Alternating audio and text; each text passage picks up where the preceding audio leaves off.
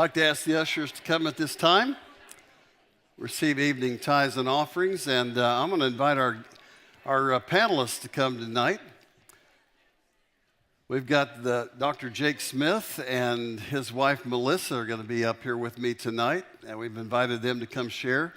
Dr. Jake has been under training to become the best husband in the world for 17 years. And we'll see how he's done tonight. These are some folks that I really have grown to love. Guys, go ahead and receive. Yeah. 17 years this has been going on, huh? I don't see any scars on him or anything like that, so he's done pretty well. Jake's got a successful surgical practice. They've got 7 kids. Kind of a blended family scenario. I don't know if we'll mention that tonight at all, but that makes it even more interesting. But these are high-capacity folks. And some of the things that they're going to share with you tonight are hints that whether you feel you're a high-capacity person or not, it will be some great things you can do, because I doubt very seriously there's anybody in this room tonight that are any busier than these folks. And so you can learn a lot. Melissa, in her own right, has started a classical conversations school and homeschooling kind of arrangement, and she may say something about that tonight. So they've got lots on their plate, but would you welcome these guys again tonight as we get started?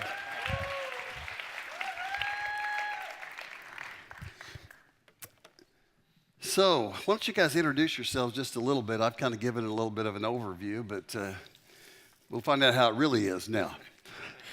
Well, I am Melissa Smith, and yes, we have been married for 17 years. We met in college.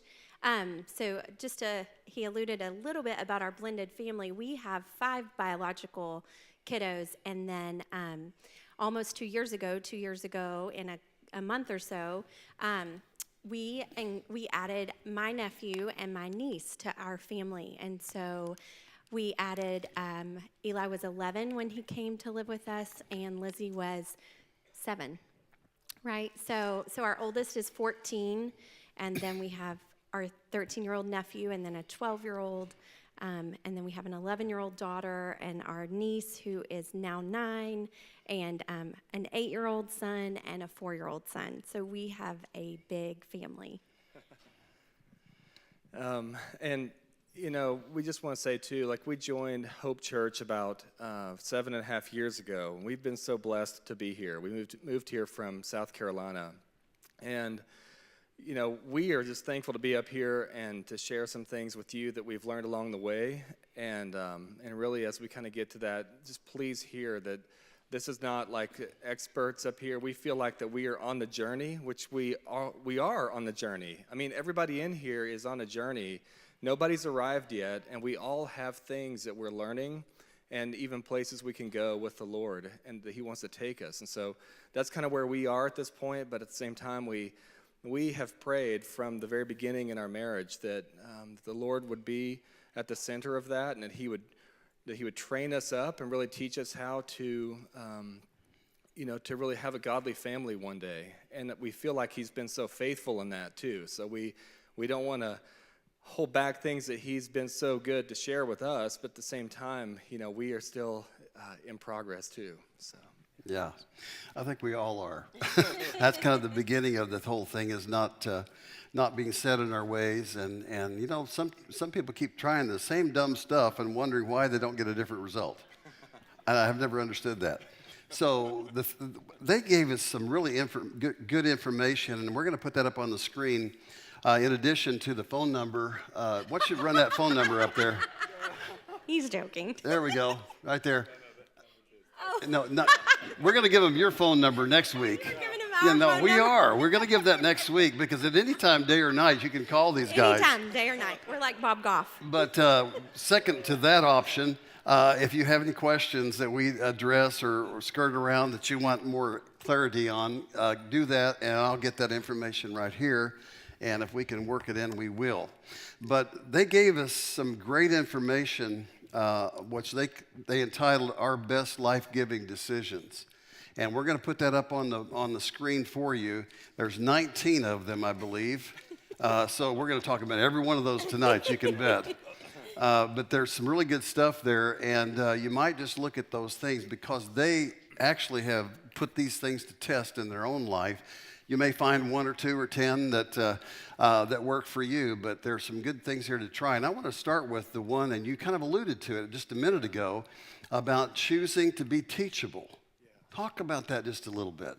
Well, so Jake and I both came from families that had had multiple divorces. And so when we came to marriage, we quickly recognized we had no idea how to do it or how to do it well. And so honestly, from the beginning, we have been, I think if there's one word to describe us as a couple, it would be intentional.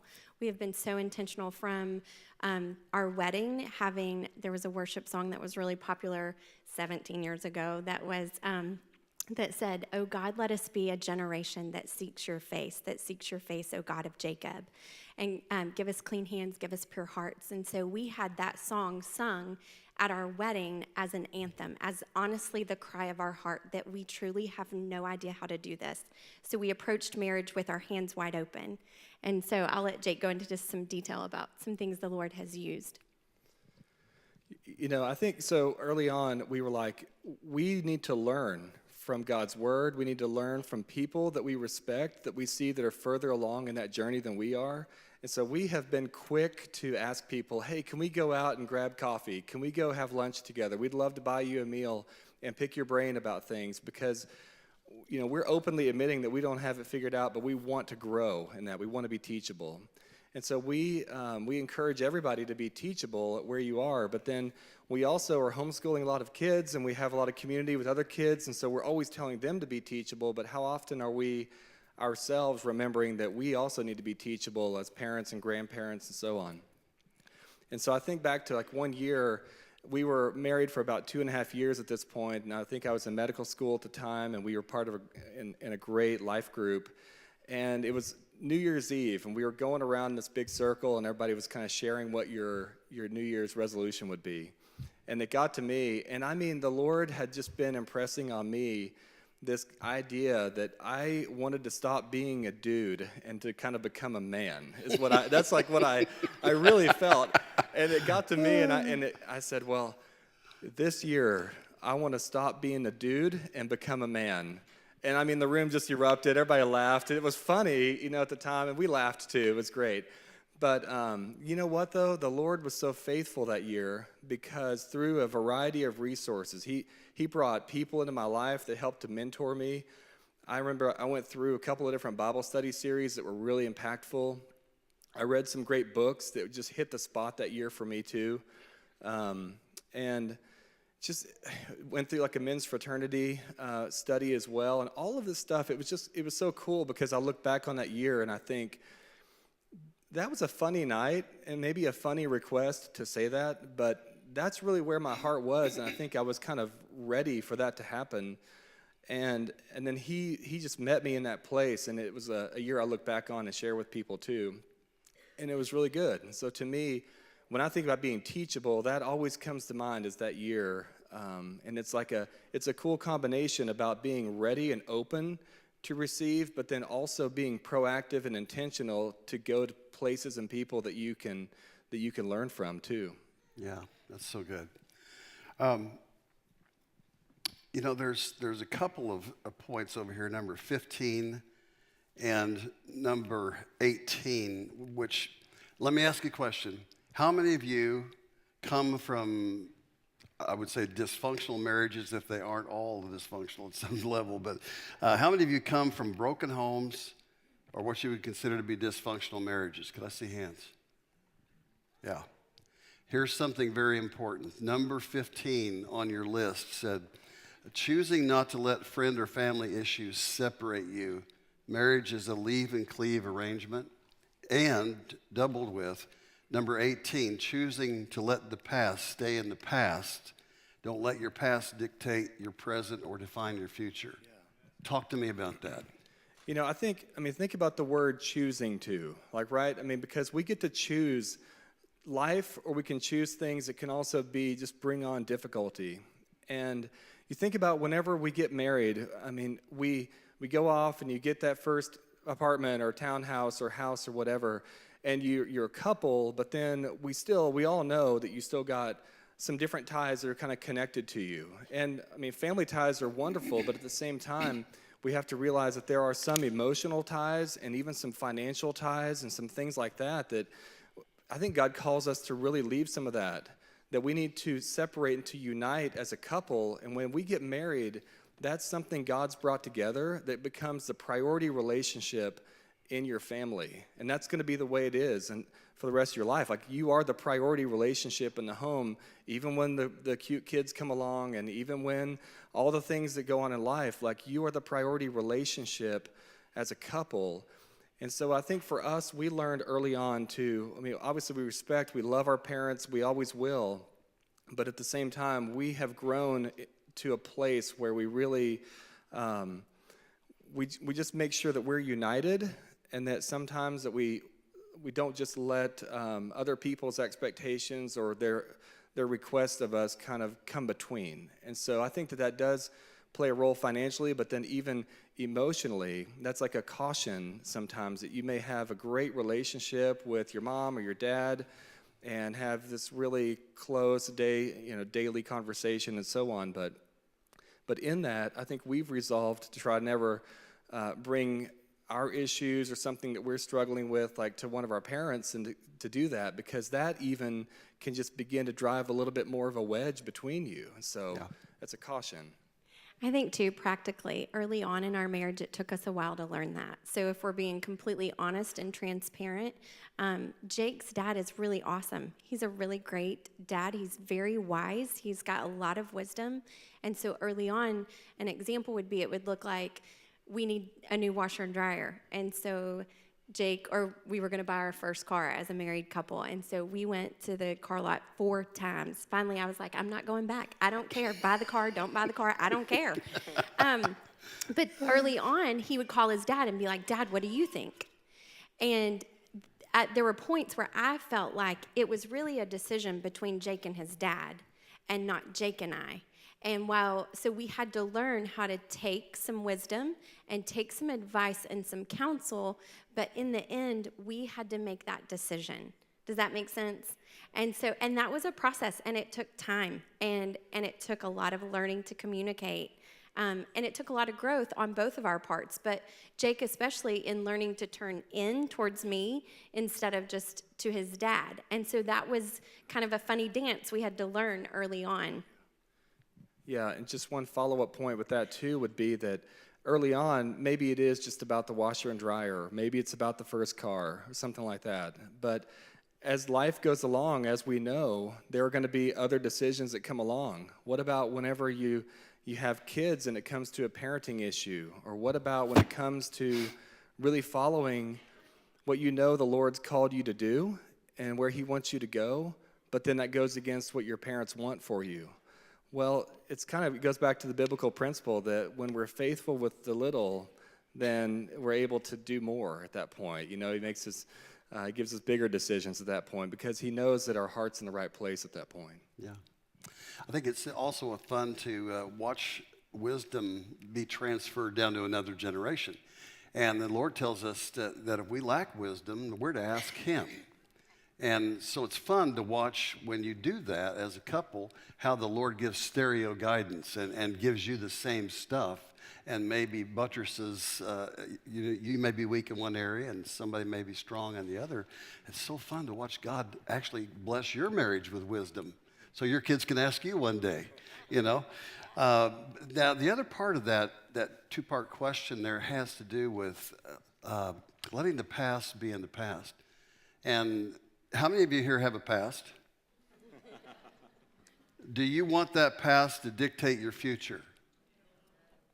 I mean, there's some good stuff from the past, but we need to understand that we're not in bondage to the past, and it's not an automatic thing that the past has to be our future. So talk to us about that. That was a good thing to have down. Yeah, again, we get to make that choice, right? You can choose to let your past define you, or you can choose to really, to look ahead and to proceed by faith where you feel like God's leading you to go. And that's a really cool choice you get to make. And so, how many of us haven't I mean, we've all made mistakes. We've all blown it at some point in time. And I just, any time that people, either I'm saying this to myself or I have a friend that's just kind of making, some excuse that, well, I don't know, it's just really hard in our family, or I just never was taught this, or, I wish I would have made these decisions earlier, but I didn't. And so it just kind of seems like there's that disqualification for some reason. And I'm just like, dude, you don't have to stay there, though. Just because you didn't have that happen at that point doesn't mean that we can't, move ahead, because you've got a faithful God who's got great purposes and plans for your life. He's resourced you in every way that you need to do these things. And so just getting beyond ourselves and sometimes like our own either disqualification of ourselves or some shame that we're just kind of holding on to, that this idea that, well, I know God forgives me, but I don't know if I can forgive myself. Come on. I mean, like, if God forgives you, then you've been forgiven, and you get to move ahead at that point, okay? So This was really great for us because Jake came to know Jesus in college, and one of the verses that really meant so much to him was that he was a new creation in Christ. And I know for a lot of us who've grown up in church, it's like, yeah, I know that. But like, that was transforming news to Jake when he met Jesus. And the good news is it's actually transforming news for all of us. It's the truth about all of us. And there comes a point where you have to stop making excuses, like, because Jake and I didn't see it modeled well. We didn't see a godly marriage lived out well. There's a lot of things we didn't see, and we could have fallen into the trap of like, well, I mean, this is what we know. Or we were like, hey, we believe that God has plans and purposes for marriage, and he has a heart for family. That's who he is. And so we are going to walk in that. We have no idea how to do it, but you better believe we're going to fight for it. And so that is really that's our marriage. Like, we have fought for it over and over and over again, and we have chosen to follow and to believe what God says about us. Let me ask you this, and as a follow-up, were there any times where perhaps you blew it? You blew it, and one of you blew it, and did the other one let the other person get past that? That's good. Did that ever happen to you guys? I'm going to talk about all the times I've blown it. Were you totally sanctified from the beginning and nothing ever happened, or what? Okay, so believe it or not, I've blown it before multiple times, and I think this is something we love to talk to young couples about too, this idea about expectations and how we have to get on the same page about what your expectations are of one another. And I just remember early on in marriage, it seems like the things that we would have our passionate disagreements about the most is when a holiday would come along, like Melissa's birthday or something coming up. And so she had this great expectation that when it was her birthday, it was like a week-long celebration. I mean, like, let's get the streamers out, and they're going up over the door frame, and there's like gift after gift, and even the small gifts need to be wrapped, and I grew up in kind of a bachelor pad, and for us, it was just kind of like, it's my birthday, and I got a new bed or something, it just was kind of different, and so then I just remember early on in our marriage, there were multiple times like that where I had great intentions maybe, and yet I blew it because I didn't follow through and I didn't really think it through as far as I should have, or I procrastinated till the last minute. And from all that, I just began to learn and to grow. I didn't just kind of stand my ground and try to fight that that's just what I know and this is who I am and all this kind of stuff. I just was like, you know what, I can grow in that. I can learn some takeaway points from the pattern that I'm seeing here.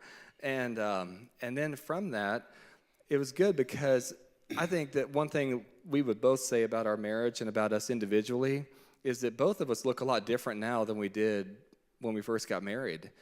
It seems like we've kind of each been willing to be flexible in some areas, and so, we've kind of come a little bit closer to the middle, and so we try to not, hang things over or keep things. What's the word, like, hang it over your head or hold it over your head, I guess, if we make a mistake. But instead to be for each other and to really be like, hey, I want the best for you, and you want the best for me. And so if we do mess up, it's not like, oh, yeah, I get to rub it in, but it's more of like encouragement. Hey, that's not really who you are. Like, I believe that you've got more in you than that, and that's where I think we've gotten to. We have definitely grown a lot in that. But, that whole idea of being a team, that's kind of been another, that's been a truth that we've really taken hold of from the beginning. And so if I'm, punishing Jake or holding him down, I'm really hurting our team.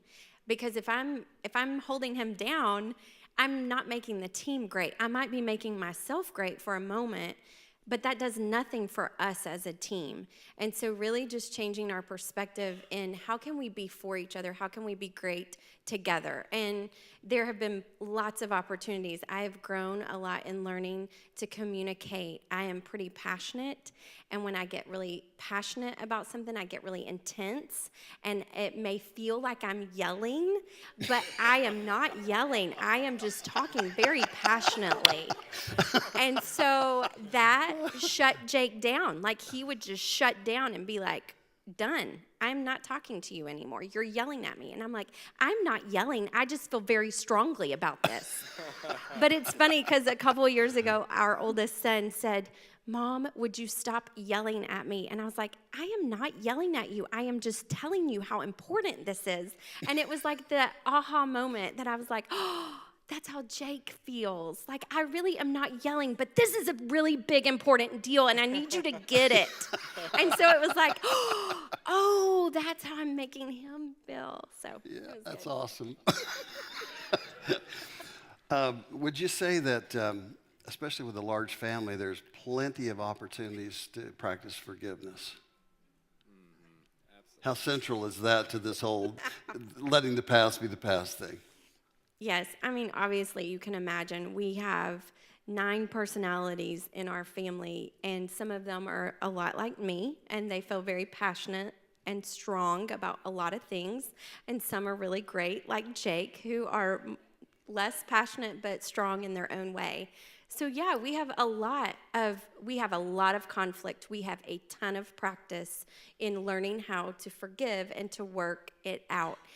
Honestly, every day. There's not a day that doesn't go by that we aren't dealing with some issue that we are having to learn how to walk out forgiveness and living together. And you can imagine with us homeschooling, we're together all the time, And so we have conflict. There are days where I feel like I've earned my PhD in counseling because I'm like, we've got a revolving door to our bedroom to come and sit down in the double chairs and hash it out and work it out and pray through it, So yes, forgiveness and letting things go and not holding on to stuff is super important. Yeah. Also, I will say on that note, we really committed kind of from the beginning, again, probably from our brokenness, but it has served us really well that we really resolve stuff. We will fight for each other. We will fight it out, not but we will keep on until we get to some resolution. Because I think we just have seen where if you stuff things under the rug, that rug begins to grow and grow and grow. And then at some point, you're like, I don't even know what all the stuff is, but we've got a whole bunch of stuff under here. And so I would say for us, there's not a ton of stuff because we have really committed to we are gonna resolve. And it might be hard, and there may be a lot of tears, and it may take a while, but we are going to work it out.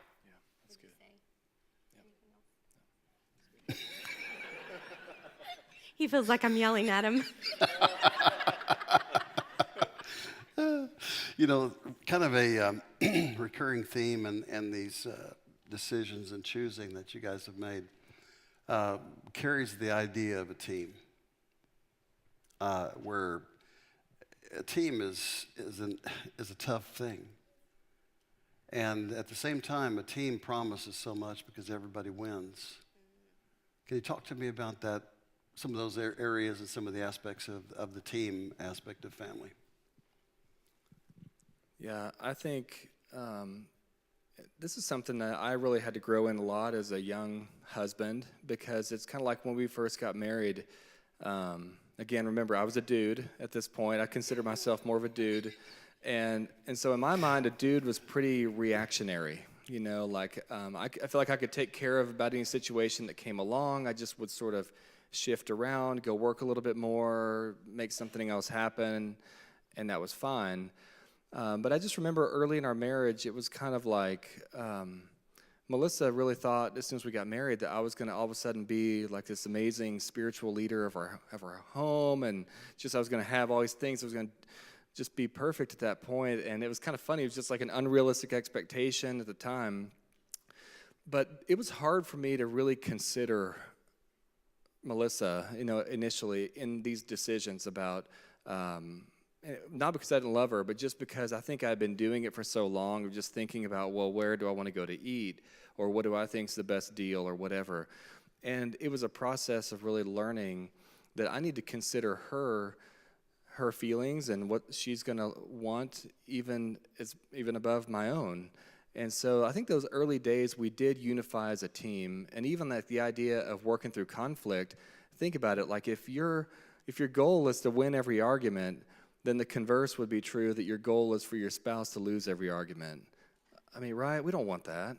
Like, so our goal is not to try to tear down one part of our team to make some other part of our team better, but rather we can work together. And I mean, I'm a big fan of hers, and so I'm cheering her on. And when she's doing something that is good, I'm not feeling jealous or feeling disrespected or any of that. I'm just like cheering her on to go. You're doing it, you know, way to go. And she feels the same way for me too. But in the end, it makes us a stronger team. Mm-hmm. One thing y'all have to know about Jake is he was raised by his dad. So when he's saying he was a dude, like he was legitimately a dude. Like the first time I walked in his house to meet his dad, I walk in and there's a boat oar propping the oven door closed. Right? Look, I see your face. That was my face. I was like, what? And then I took a left, and there was the pool table in the dining room with the cover on it with clean laundry dumped on top of it. I was like, what's this? And they're like, oh, that's where we put our clean clothes. I was like, I have no place in my mind for what you're saying. So, like, he was truly a dude. Like, when we got married and moved in together, it was like, what do I even do with you? Like, you have all this stuff. I brought in all my boxes of memories from like the time I was born. And he's like, what is all this stuff? And I was like, those are my memories. And he was like, your memories are up here. And I was like, no. I got to have my boxes of my memories, you know? So he was like, I don't even know what to do with you. So that's like kind of where we started. Yeah. I don't even know what to do with that one. You know, family traditions, you talk a lot about that and making memories and that sort of thing, which is really important because there's a culture. Yeah.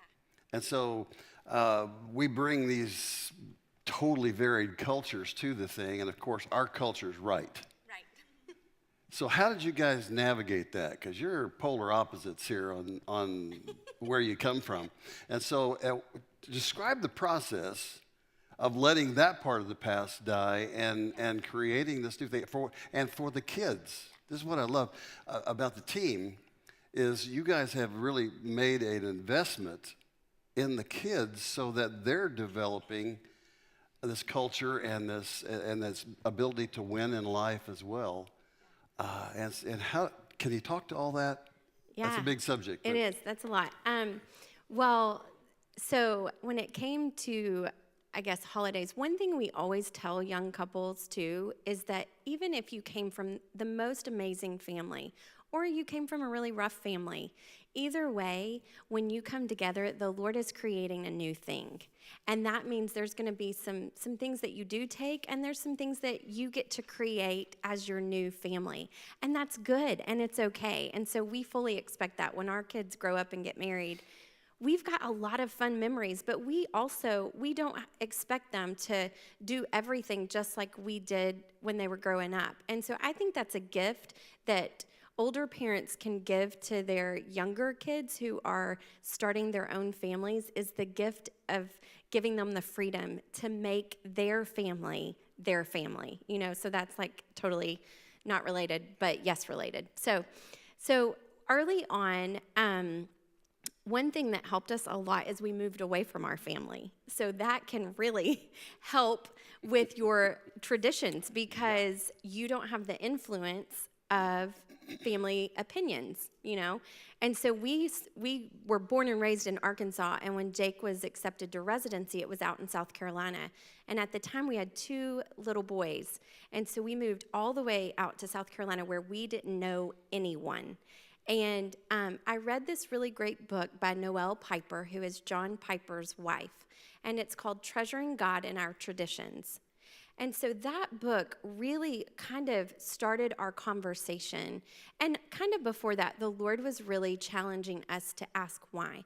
Like, you know, so often it's like we're going to have 2 kids and we're going to do this and life is going to look like this. But really early in our marriage, the Lord really challenged us to ask him and not just tell him what we wanted. And that also applied to holidays. So we began praying about what our holidays would look like and what the heart of them would be and what we wanted our kids to gain from those traditions and those holidays. Yeah, and so think about it. How fun is it that you get to create traditions in your family? I mean, I think, and this next year, you know, we have some ideas about things that we want to do this coming year. We want to create some new traditions even. And so I think that the key is just kind of is talking and thinking about what is it that you want to do in your family. And even if it's not what you grew up with, like Melissa said, you can pray about that. You can be a team in that. And you get to invite the Lord, too, to help show you, well, what is it that we can do that would be something we're both excited about? And then as the kids come along, they are becoming part of something that God's already doing. You know, like when you're married, then you're a family at that point. And when your kids come along, they are a blessing, and they become a part of your family, but at the same time, it's just like you're kind of enlarging a little bit, but your traditions and the things that you hold dear, you get to pass those down to your kids at that point too.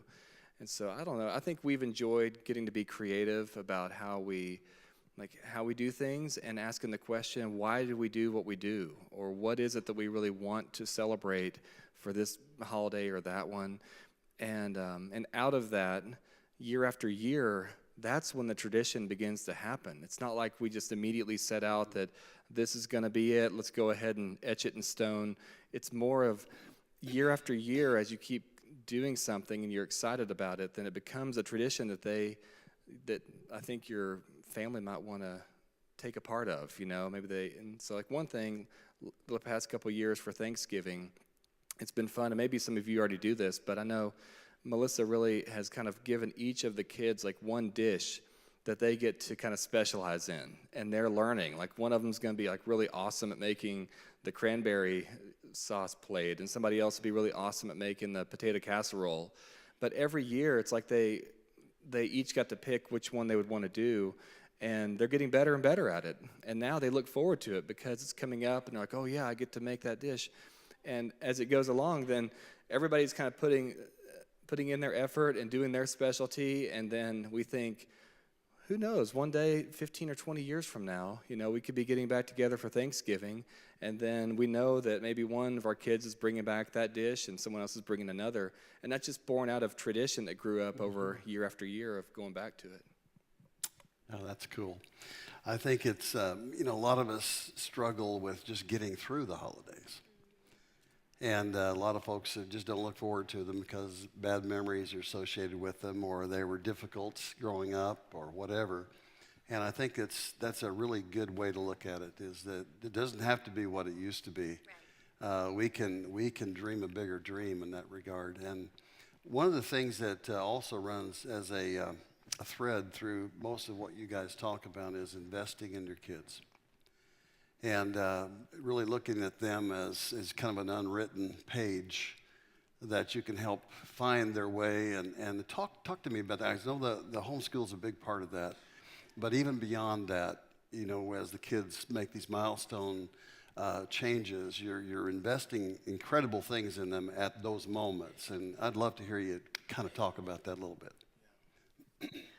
Well, again, I think we kind of started with a clean slate because we were like, the sky's the limit. What do we dream? God, what do you dream for our family? And so again, it's honestly just asking the question of the Lord, what do you want? What is your heart? And then being obedient and intentional to do what he lays on our heart. And I also want to just encourage you, it's never too late. It's never too late to begin investing or start a tradition or whatever. But yeah, our kids have been, we do homeschool them, but that's kind of a small part of our big heart for them to really to know the Lord and to be connected to our family, to feel like they're part of something bigger than them. And so we've really tried to come up with some intentional things at key points. And one of the things that we do when our kids turn 13, we take them on a trip with just Jake and I, which is a big deal in our family because there are 7 kids. And so getting a trip with just mom and dad is a really big deal. And so we take them somewhere fun, and we just get to hang out with them, and we kind of share stories from us dating or from our childhood, and we begin to kind of just continue some of those conversations we've already been having with them about life stuff and about sex and about all the stuff that they're dealing with and going through. So, and then another thing, I just lost it. There's something else we do with them.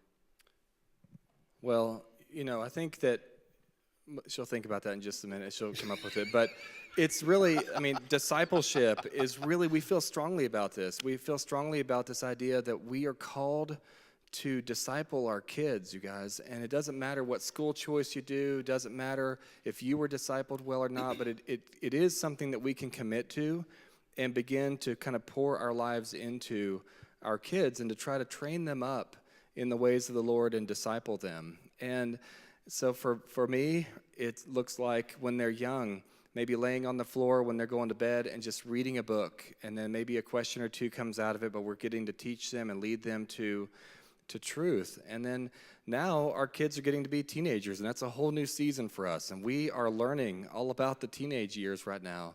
But still, we're committed to it, and so recently we've been going to breakfast about every other week and trying to just do a Bible study with a few of our older kids. And as we work through that and we have conversations, we try to be intentional, that's just helping them to grow in how they see the world and how they respond to things.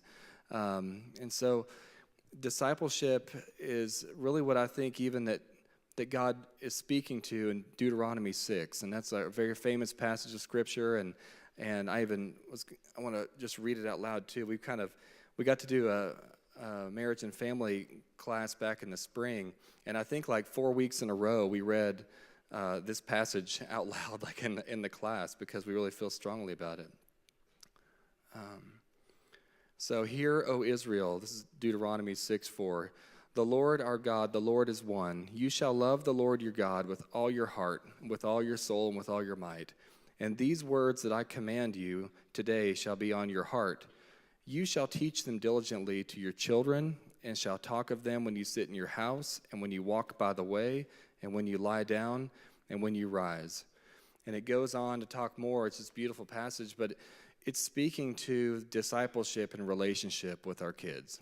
And that's something we're passionate about and we keep trying to do. Yes, that is. And I remembered.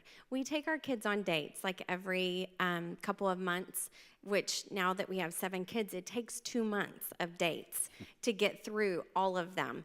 But we go together with Jake and I. And my encouragement for that is some of our kids are very similar to Jake. So there are things that he hears them saying that he can kind of help me process, and vice versa. And some of our kids are more like me, and so there's some things that they share that we can kind of process together and put our brains together and kind of come up with some specific ways to pray for our kids, or some areas where we see where they're struggling or they're hurting, or some extra areas where we need to invest more in them. And so that's been really a cool thing that we started several years ago. So that coupled with the 13th trip, but then also just living life. Like, we feel so passionate about the responsibility lying with us parents to disciple and train up our children. So again, like Jake said, regardless of what school choice you have for your family, you as the mom and dad are called to disciple and train up your children. And that's a biblical mandate. And so while we love what Pastor Mark is doing, and we love Pastor Aaron and Miss Lauren, and we are so supportive and on their team, they are not called to disciple our kids. We are called to disciple our kids. They get to be another voice, which is so beneficial and such a blessing. But there's this whole lie that when your kids become a teenager, you are supposed to check out because they're supposed to just kind of go through those teen years. And I'm like, I just got this picture of really all these teenagers are like thrown into the ocean trying to figure out how to swim with all these sharks. And all the parents are kind of on the sidelines like, oh, I hope they make it. Oh, that looks rough. But like we actually are called to be in the ocean with them. We're supposed to help them through that process. And we feel so strongly about that because we see these kids who are like, they are looking. And so the world wants you to believe that you've been counted out through these teen years, but that's not true. Yeah, that's so true. You know, I wish we had more time, but we're about to run out here. But I one of the things that impressed me so much about you guys when I first met you was the conversation we had about dating each other. Because typically people quit doing that once they're married and the passion goes away.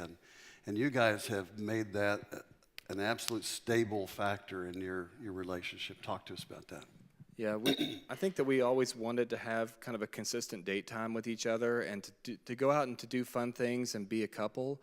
But it's hard. I mean, the reality of that is that sometimes unless you're really committed to it, or if we have a lot of different excuses we can use about, well, it's too expensive, or I can't find a sitter, or I'm just busy, or I don't know, I'm tired from work or whatever.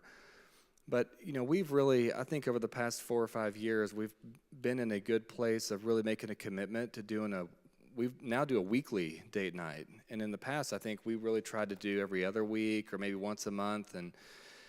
And that's one of the best decisions that we've made. I mean, we tell everybody, every young couple we get to talk with, like, hey, continue to date each other. Continue to invest and to just be fun with each other, to be romantic with each other. I mean, these are things that it's good and healthy for your marriage. And so with us, we love to just go out. I mean, just try going out for a 2.5-hour dinner somewhere and just sit and talk and catch up. Or maybe if it is hard to afford a standing babysitter that like every week or something, well, maybe you choose every other week, or maybe you find another family or couple that you're close with, and you just swap off, and you say, how about if we watch your kids this week, and then you could watch ours next week, and you work something out. There are ways to it, but you have to commit to it.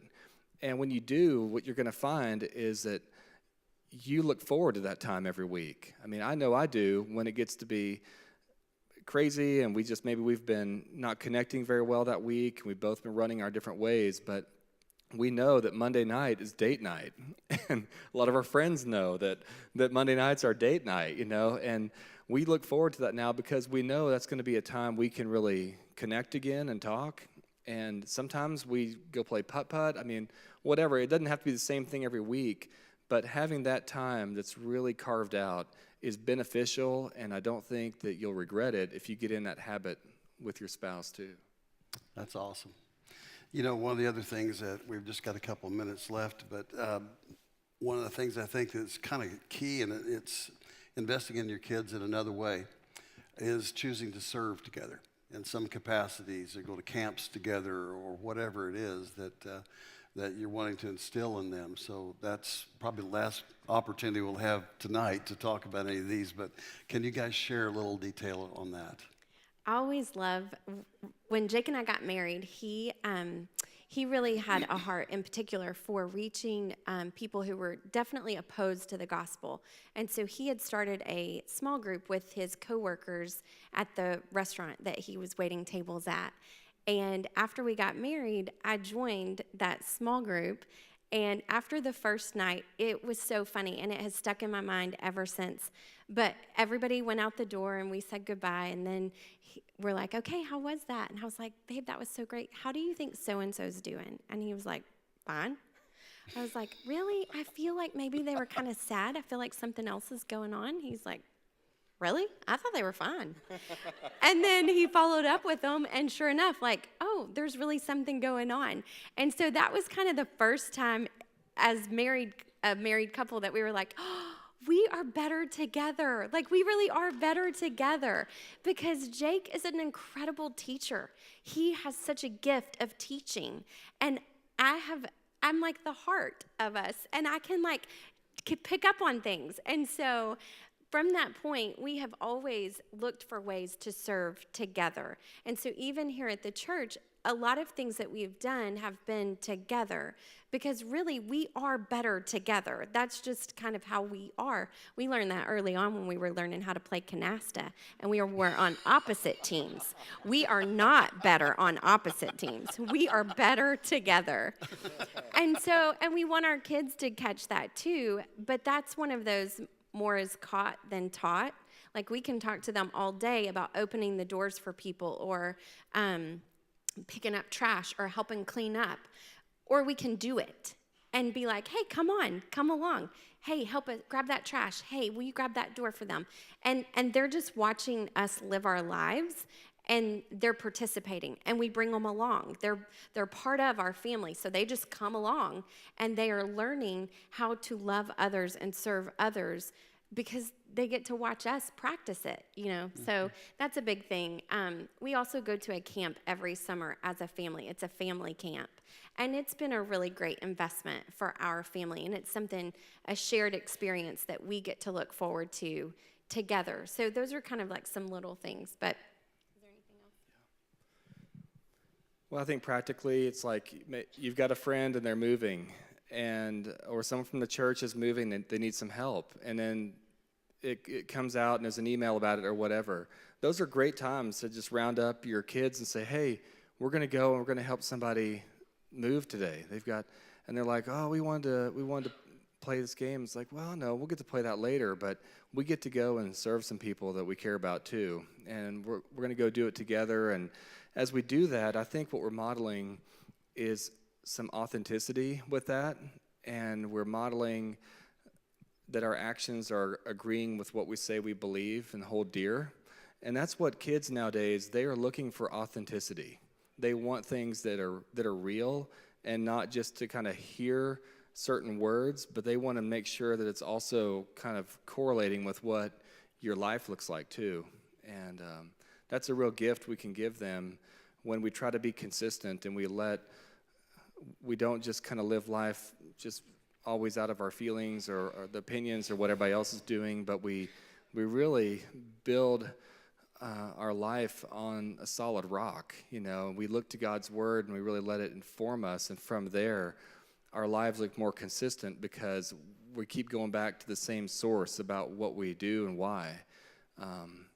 So yeah, I mean, authenticity is huge.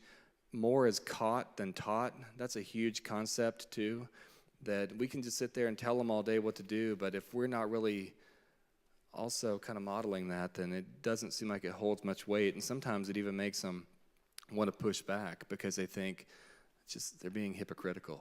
Yeah, that's so good. Guys, we've covered a bunch of stuff here tonight. Everybody's got some homework now, and I think it's really, really important, the things we've talked about tonight. Man, they're skeletal things around which a healthy family and a healthy life in general can be built. Thank you guys for being transparent. And sure. Yeah, I just would encourage you guys too. I mean, we did actually cover a lot of things. These are a lot of different areas of life, but really when you boil it down, would challenge you to ask some questions about why are we doing what we're doing? Maybe to pray some prayers about, God, what is it that you would have us to do? And then to be open and flexible enough to follow him and to do that. I mean, that's where it all starts, really, because you can pick up books and hear somebody else's story, and you can watch an inspiring movie or whatever, but really the goal is that you're talking with the Father and you're asking him, in our particular situation, what is it that you want to do right now? And then when you get to that place and you invite him in, when your heart's ready to receive, then some cool things begin to happen. And then you begin to see that relationship is happening and life is more fun at that point. And legacy is beginning to happen and traditions are forming, right? And so I just want to encourage you, like, anything we're sharing up here is not meant to be like, this is the way that everybody should do it because this is how we did it, but it's more of like looking back to what God says and then letting him inform you about what's going on in your family, in your marriage, in your life. And so if I can, let me just pray for us too, if I can just pray to close this down too. Father, I just thank you for the people here. I thank you for this church, God. I thank you that just for all of those who lead this church, our pastors and the volunteers and everybody who pitches in to help and to work here. I just thank you that life is happening here and that lives are being transformed and community is happening and that you're doing some things here. And I pray that out of that our city would be blessed, God. I pray that our nation would be blessed and the world would be blessed because of what you're doing even right here and how you're changing hearts and how you're just leading us into some new things. And so I pray for everybody here tonight. I pray for these marriages represented, these families, these grandparents. I just pray that this week that your spirit would just be speaking to them, that they would come to you with a yes in their heart and with hands open, and that they would just invite you in and ask you some questions, God, about what is it that you have in mind for them? What dream do you have for them? And then I just pray that you would encourage them and help them to realize that they do have a choice in the matter, that they can say yes or they can turn away from that too. And so I just pray for everybody here that marriages would be thriving, that they would experience life through their choices, and that you would be glorified and honored. And we just thank you for tonight. We pray this in Jesus' name. Amen. Amen.